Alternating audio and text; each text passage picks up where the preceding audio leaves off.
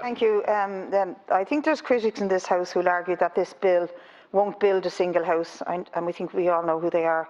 And it really is a tiresome response from those who have presided over this state for the last 10 years, as the housing crisis has become the catastrophe it is today, and a generation have been scarred from the failure of the state to provide a basic necessity to its people. Normal, ordinary people have a desire for a secure and permanent shelter, and the only way they think they can do it in this country is to own their own home, because there is no long-term rental security, even after all the days and fights of the Land League in the 1800s. It is not deep in the psyche of ordinary people to own their own property. It's deep in the psyche of the wealthy elite in this country to profit from property.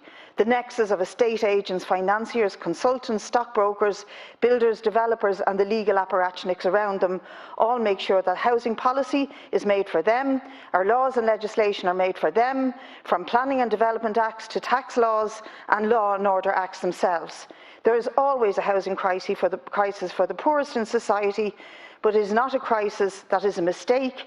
It is a crisis that indicates how the system works and is meant to work on behalf of the cohort of the wealthy. We commodify housing on behalf of the elite. We create a scarcity of public housing on their behalf, and we watch for decades as homeless numbers rise and rents rocket.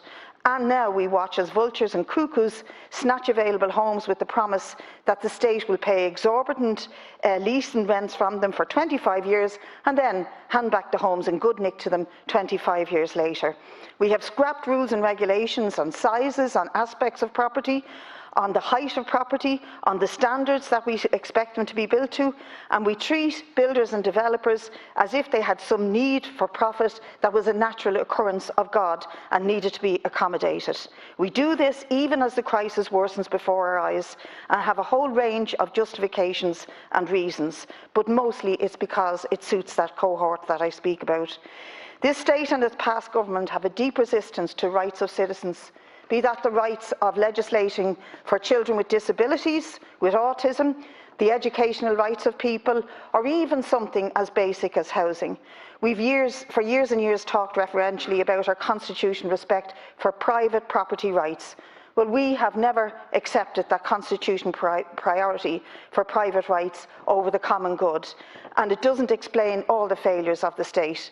But others seem to think that defending lack of action will allow the state off the hook, taking them on the basis that we can't do anything because of private property right. Well, let's change that priority now and let's push the balance in the other direction and give people the right to housing, decent accommodation, and don't allow the excuse that the Constitution stands in their way, because it will be used in the future again and again to stop us really improving housing policy in this country.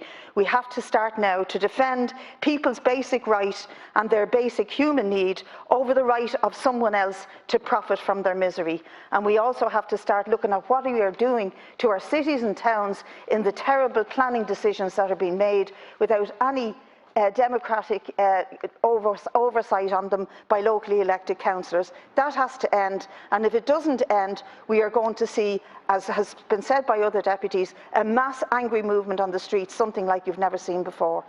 Thank you.